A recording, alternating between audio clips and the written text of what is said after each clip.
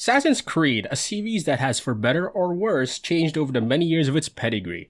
Some of these changes caused concerns to full-on controversy whenever they made the next title.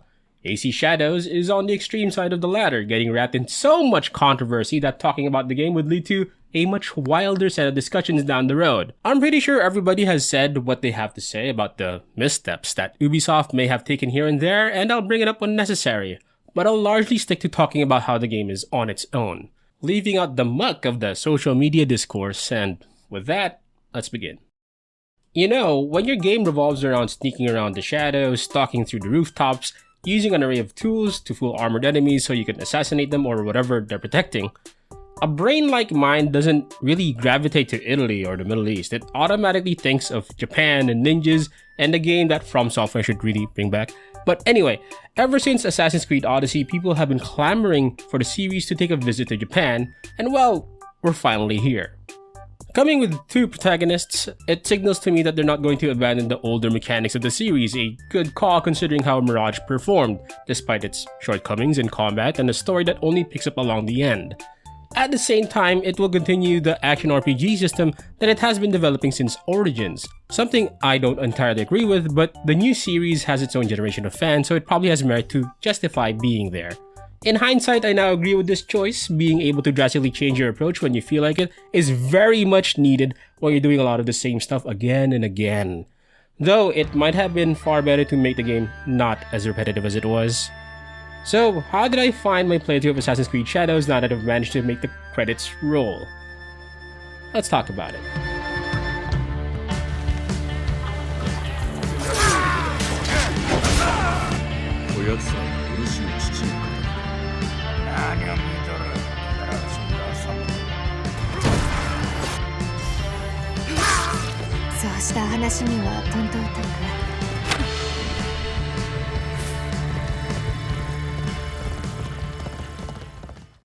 Now let's start with what you see and what you hear in the game, and well, say what you want about this title, but you're not gonna deny how gorgeous they managed to make it look. How they managed to make it all look great despite the PlayStation 5 being on the back foot as compared to its contemporaries, I believe that deserves some praise. Detailed foliage just sway with the wind as you travel, makes for a good atmosphere as you go from one destination to another. These destinations being towns that have some degree of variance to them depending on where they are. They could use a bit more work to feel like they're actually lived-in places. However, when you're setting up on a lookout point where everything blends pretty well together, it's not really a big deal. What really highlights their environmental work is when they feature a seasonal change. The music and the various shots of fields, mountains, and vistas help in making you feel a bit more part of that world. Graphical glitches like weapons clipping through where they shouldn't have are very rare, which is, in my opinion, an achievement for the open world format. Work for the character models and the textures on them are notably good as well. Naoe is one of the few characters that have freely flowing hair, and it's a nice touch that they included a version of that hair when it gets wet by rain or by diving into water. Other details like how light reacts to several types of surfaces like skin, woven straw, cloth, metal, and more really shows that Ubisoft knows how to flex their graphical know-how. It shows a degree of care and intention to make this game look as good as they possibly can. Most of these are really noticeable only during close-ups of cutscenes, and it's likely that they only actually turn these on during these moments, but still I appreciate how far they went for AC Shadows. Animations are a bit of a mixed bag. Face animations feel very layered and detailed, but somehow the characters emoting with them feel very restricted. Much of the movement is minimal, as if trying to stay grounded in realism. But I feel like this doesn't match the gravity of the lines they speak or the emotion that they're trying to convey. As for the rest of the body, most of it is functional enough to look good during combat, though some attacks are annoyingly deceptive. However, there doesn't seem to be much to look at after that. Naoe sneaking around looks just fine, and Yasuke realizing he shouldn't have tried jumping off that high place is funny, at least for the first few times. I don't really remember much more about how anyone else moved. Everyone pretty much moved the same way. Sure, it's good to have easy to read uniform movement for everyone when you're sneaking or storming a camp, but maybe having people be a bit more expressive when they're just having a drink in town or negotiating for a bargain, or have our protagonists do a bit more than just nodding, these might have gone a long way. Talking heads can only get you so far, and it's the fastest way to get me itching for the skip button. For the audio dimension of this title, it's a bit of a mixed bag again. Let's start with the voices. The English voices have varying quality. In fact, they have varying delivery. Some characters speak in such a way that it sounds like they're speaking plain, modern American English. Some characters would speak English with an accent. Think 1980s Kung Fu movie accent. Some characters will alternate between these two speaking styles, and seriously, this was throwing me off. We are good people. If you ask us, we will help. You're Egans. Dirty sneaks and hermits. That's not true. Why? My father said you were once a great fighter. That is long behind me. These days, I am only good with a hocho to chop vegetables. Switching to Japanese or immersive mode is the way to go in my opinion. Even if many characters sound very similar, the way they speak makes sense. On top of that, the way they deliver lines was far more within acceptable territory. どうした?初の大戦にござります。多くの命が。まっとうな男よ。 The music, on the other hand, is generally within the realm of approval for me. This is again where Ubisoft shows that they are attempting to fuse other external inspirations into AC Shadows. The main theme making use of more traditional Japanese instruments is nice, even has some flourishes to it that was unexpected and I enjoyed it. But the cool part was when they finally portrayed the tension when introducing the main antagonists. It felt like a Wild West showdown at noon kind of tune.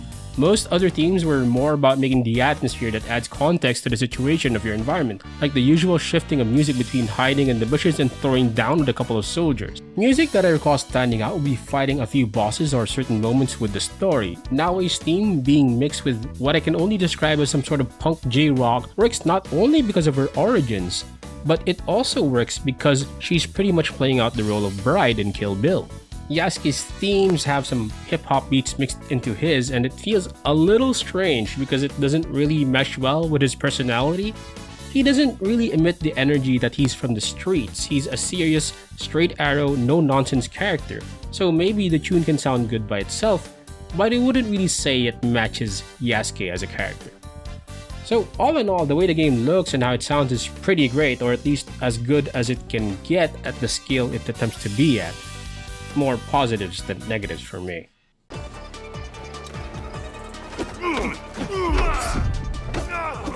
Now for the buttons you press and what they do. Let's get the combat out of the way. It's not really reinventing the wheel or anything. You attack, you dodge, you parry, and you will get through the game doing just these functions. You can make use of skills as well, as they're quite useful, but these are more like an add-on to direct combat rather than a core part of the experience. Skills in general are uninterruptible. You can make you invincible. The only thing you need to make sure of is that they will hit, so it's not really deep, but it's good to have it. Stealth, on the other hand, feels like it's evolved quite a bit, but not maybe as much as it needed to. Naoi's grappling hook makes it easy to get onto rooftops. The ability to go completely prone adds a bit of depth on how you can go unnoticed. There's also the visibility indicator that seriously freaked me out initially, since I thought it meant something else. It's like I'm seeing Ubisoft take some ideas from older stealth games like Tenchu or Metal Gear Solid, and I think it's a great direction to take stealth into. One thing I wasn't quite fond of was traversal, or rather, the refinement of traversal, the lack of it. It's pretty clear that verticality wasn't quite integrated into the moveset, this despite the series having a huge involvement in scaling walls and stalking rooftops. For example, your dodge button is the same as your go down button. So if I'm trying to get down from a rooftop or onto a lower floor quickly, you would guess correctly that I'm panically pressing the button, which makes our sneaky ninja dodge roll along the edge of the platform instead of get down from it. It's also pretty common that the structures you're striding on have irregular shapes or surfaces, where what your controls do changes with a slight movement or a shift in the camera angle, and yes, I found this pretty frustrating. Just climb, damn it! One thing I absolutely appreciate about AC Shadows is that you can turn instant kills back on. I am so happy about this. I really disliked it when the assassination suddenly didn't do their job if the enemy was just some sort of elite. You bet your ass I turned it on as soon as I saw it. What kind of game is Assassin's Creed where you can't assassinate? Sure, this function can completely trivialize boss encounters, and you know what? Good. You want to go in swinging swords and parrying spears? Feel free to play Yasuke. Combat feels so much better with him anyway. Okay, let's actually break it down between these two. Naoi is your traditional assassin-ass assassin, doing the sneaky work, using the ninja tools, and leaving the scene with nobody knowing what just happened. Now, Yasuke would be the polar opposite. He has limited and generally poorer traversal skills. Man can't even land on a haystack without wrecking it. But wrecking things is definitely his specialty. A man capable of making doors and sometimes walls open for him. He is very much the bull in a china shop, as his stats are so much better than Naoe's, and he can tear through enemies even when many are teaming up against him. Both characters have their respective skill trees that aren't too complicated, each focusing on a weapon or a role they have. The skill points required to activate these skills are gained through leveling up, quests, and more. But now you don't just have a base level, there's also a knowledge level, and that's a whole other level of grind. How do you grind knowledge level, you ask? Well, let's get over the content.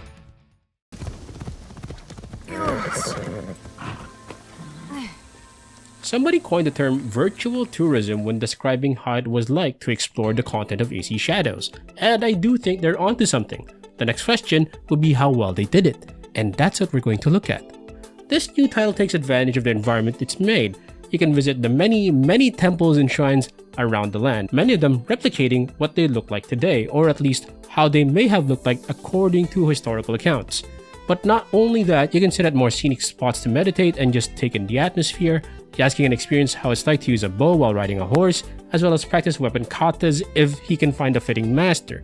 All of these are the new activities you can do, which are welcome to me, and completing these activities will grant you knowledge points. Alongside these are activities that you might be more familiar with: climbing to eagle nests, raiding castles, searching through tombs, and taking contract jobs.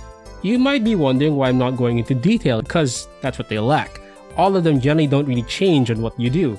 You pray at temples to random shrines that don't really have a rhyme or reason as to why you can't do other shrines within that temple. Or look for lost pages, which never really go anywhere. Castles will have samurai daishos to slay, and the list goes on. The exceptions to me would be the platforming challenges and the horseback activities, since they all have a degree of variance to them when you compare them to each other, but other activities largely stay the same. The problem continues through the story as well. Story events are largely about watching people stand across each other and talk, decide what the next objective would be, where you would be very likely raiding another camp or fortress or castle, where you finally get to the objective and you will get one of these results. 1. Sorry, but your princess is in another castle. 2. Can you fetch this thing for me before we go? 3. Thank you for saving me, here is another hit list. Sure, we can argue that we need to populate their vast map with quests to take on and things to discover, but can't we chew gum and walk at the same time? It would be great if much of the side content properly integrated with the main quest, so at least you'd feel like you're doing different things to get to your goal. That would make this whole knowledge point leveling make so much more sense. Why do I have to slay 100 pirates, bandits, warriors, or what have you to help this single person?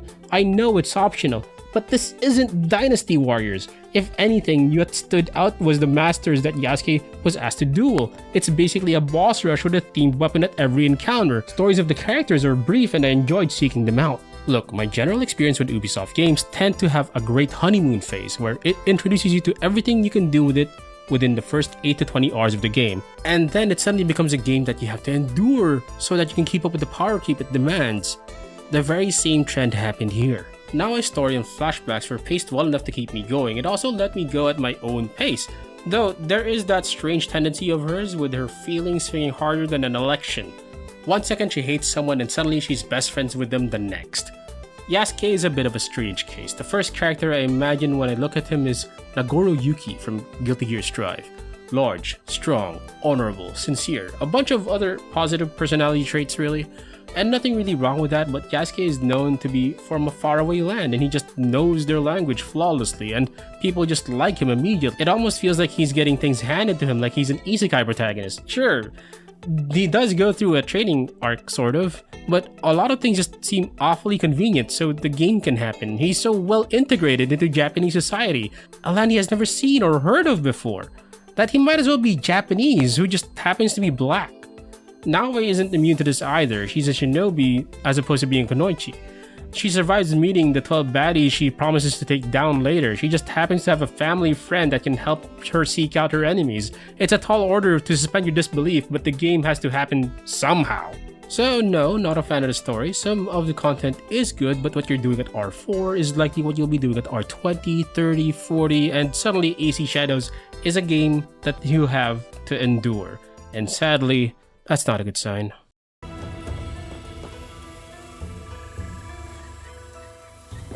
Now for the extras or stuff that's outside of the main game.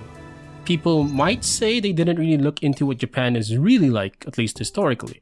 But you can't deny the amount of research they put into the game. It's literally in there, in the codex. A compilation of notes that gets filled as you explore every part of Japan. Lots of paintings or images match a lot of text, which might not be for everyone, but I do think they really looked into and researched the material before making stuff on their own. As for little inaccuracies like seasons when fruit should be out, well, I suppose the following a bit of the rule of cool to make the place look a little better, I could ignore that. I don't think it was really done with bad intentions. However, it's pretty easy to read their other intentions when you look at their in-game shop. Not only are there regular new items and value deals you can avail of, you can also buy battle passes, which you complete by doing regular challenges that the game puts you up to. It seems that the tension of feeling like I always have barely enough resources to do anything is also intentional, as you can buy in-game resources like lumber, mon, and more. However, the worst offender to me would have to be the option to reveal all the activities across the map, something I'd rather not have. I find the idea of map marker ridden UI very overwhelming, but having the option to just have it all revealed to you feels like buying a wall hack ability in an FPS game. Though, not to end on a bad note, they added the option for you to basically transmog your look with any other gear you have, so it doesn't have to look like you're wearing a clown suit, something I didn't realize until very far into the game. So Yasuke ended up looking like he was cosplaying Thanos for 80% of my playthrough because I really liked the skills it had. Finally, the game doesn't try to block you out of trying other sorts of builds, at least in respect to skill points, as it's easy to reset them for any skill tree, and you can just dedicate all of that to something else if you want to try. They should keep this change, as I largely appreciate it. 用事が片付いたらまたわしの元を訪れるがよい。 Okay, let's wrap it up. Delaying the release of Assassin's Creed Shadows was probably the best choice they made for the game. The polish it has shines through, and you can tell they just really want this game to do well. Unfortunately, it's not the daring choices for characters and writing that is really bogging down the game. At least it's not as bad as the design choices for the gameplay and the content within the game itself. Rather than making them rewarding activities, making them a hard requirement for upgrading your skills, or having to find experience points to keep up with your level requirements, they feel like chores that you get punished for not doing. Most of the capabilities rewarded to you should be something you are able to do by default. Scouting, upgrading gear, finding and unlocking fast travel points. Why are these hidden behind upgrades that I have to actively grind for in other content? Why can't I gain knowledge points from doing standard quests where you learn about tea ceremonies, calligraphy, and more? Following the two protagonists gradually loses steam as you realize that they're not really going to change as characters. All the development they were going to go through, you finished that at around R10. You're now merely slowly clearing content so you can finish the game. Things just don't really change, and the same happened to me. I stopped trying to change things up, I stopped experimenting, I stopped learning. I would just alternate between Yasuke or Naoe depending on how I was feeling, but I didn't even want to change the gear I had equipped. I didn't want to grind for more resources than I needed to. Have you ever gone through a convention or a theme park with an activity card to do? That's what it feels like to play Assassin's Creed Shadows. You go to an area and try the various activities it offers, which are basically the same as the last area. You get a prize for clearing them, which you will likely just dump by the time you move on to the next area with the next set of activities. You realize that it's not a world that integrates itself with what you can do.